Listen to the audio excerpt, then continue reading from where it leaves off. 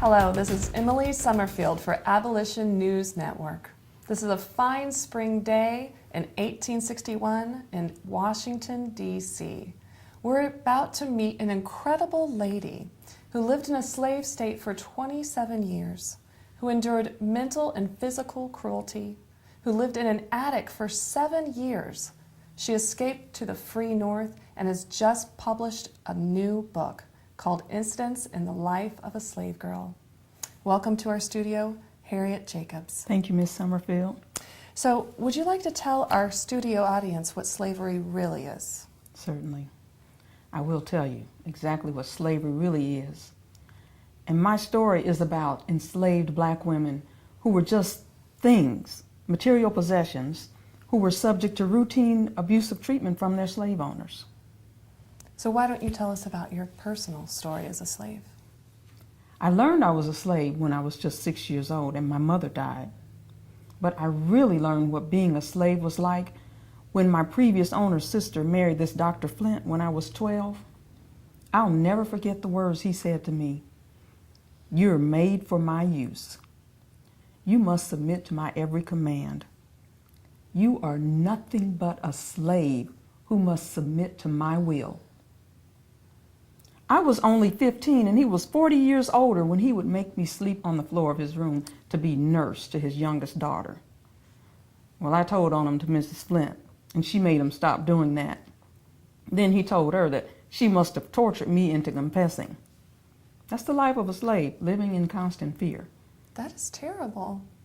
So what do we need to know about all slave owners in general? Oh, once, when that Dr. Flint struck me, I told him I would have more peace in jail than I have there. But I'll tell you, this is what I want in general everyone to know about slave owners. They are ill-bred, uneducated, usually very wealthy, like this gentleman in our neighborhood. He had a whipping post and jail right on the grounds. If a slave stole anything, even a peck of corn, he was put in chains and thrown in jail until he really suffered. That's terrible. I can't imagine people treating other human beings like that. So why don't you tell us about your famous plan to hide from Dr. Flint? One night, I just climbed out of the first floor window. I told my friend Sally to hide my clothes and things in with hers. I kissed my babies goodbye. And I went and I stayed in a friend's apartment. That Dr. Flint, he was so sure I had run away to New York that he borrowed $500 just to come track me down. Wow. So what was your hiding place like? Where was it? Well, I hid in several different places, really, like under the floor of the kitchen. So Uncle Philip, he built a secret trapdoor in the ceiling of the shed out back, so I could live in the attic permanently. Well, how big was the space? Well, it was about 9 feet long, 7 feet wide, and at the highest point, about 3 feet, so I could only lay down in a bed that they made in there for me. It was pitch black dark. Let me show you something I brought. See?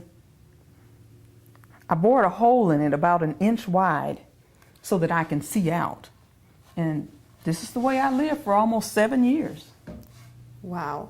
I can't imagine living like that. That sounds like a prison to me. Yes, it was. So while Dr. Flint was looking for you, what did you do to throw him off? Well, I would write letters to Dr. Flint, and I'd have them mailed from New York. I even included street names just to keep him busy looking. Well, he would write back, that all was forgiven, but then he threw my children in jail just to get me interested in coming back, like the spider to the fly. That's a good revenge. So what did you do to finally escape? How did that work out for you? Well, it all worked out because a kindly gentleman bought my children and he gave them back to my grandmother to care for. I was persuaded to take a boat up the Chesapeake Bay to my freedom in Philadelphia. The boat captain was a very sympathetic man, and he thought slavery was a disgusting and degrading business. So how did you buy your freedom to be on our show? Well, that Dr. Flint, he finally died, and his daughter married a Mr. Dodge. They thought they still owned me, so they came to New York to get me.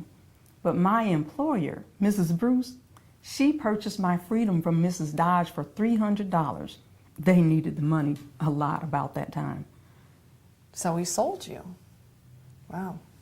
So what message do you have for our northern viewers?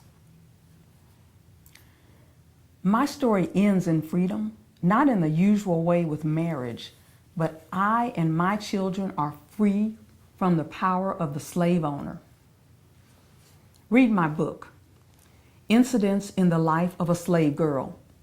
Now, I'm not trying to draw attention to myself, but I am trying to get the attention of women in the free states to the condition of 2 million women still in slavery, still trapped by the evil, deep, dark, foul pit that slavery is. Well, there you have it. The truth about slavery.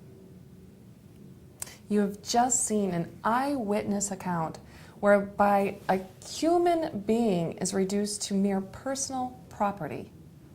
Maybe someday someone will do something about this. Our president just elected said he would do nothing to interfere with slavery in states where it already existed.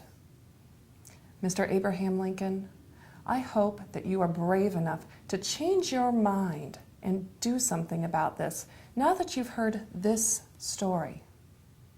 Thank you very much. Thank you. I'm Emily Summerfield for Abolition News Network, saying thank you for watching. Volumes 1 through 10 on the road to the abolition of slavery.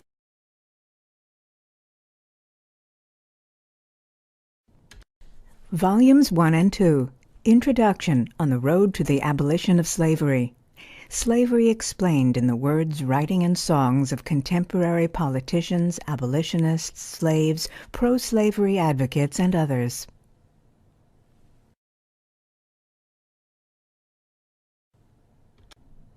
Volume 3. Politics on the road to the abolition of slavery. The institution of slavery and how it was written into the U.S. Constitution. Volume 4. Heroes and Heroines on the road to the abolition of slavery. Liberated from the shackles of slavery, countless slaves made extraordinary contributions to society. Volume 5. Obstacles on the road to the abolition of slavery. Slavery culturally entrenched and protected by religious, political, and social obstacles.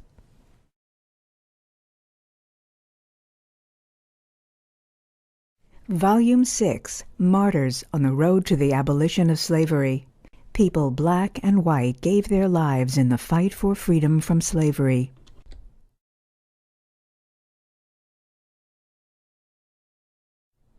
Volume 7. Kidnappers and Justice on the road to the abolition of slavery. The law protected slavery, and the scales of justice were in favor of the slave owners.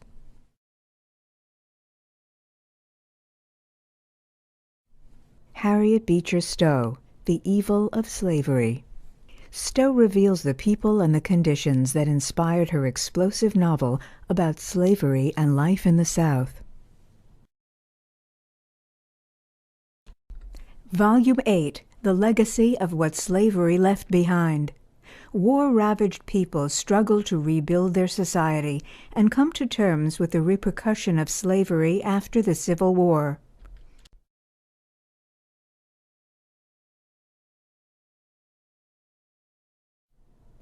Volume 9. Those Dedicated Angels on the Road to the Abolition of Slavery. Recognizing the work of 12 abolitionists whose extraordinary dedication helped to free the enslaved, these are the people who fought for a higher standard of mankind.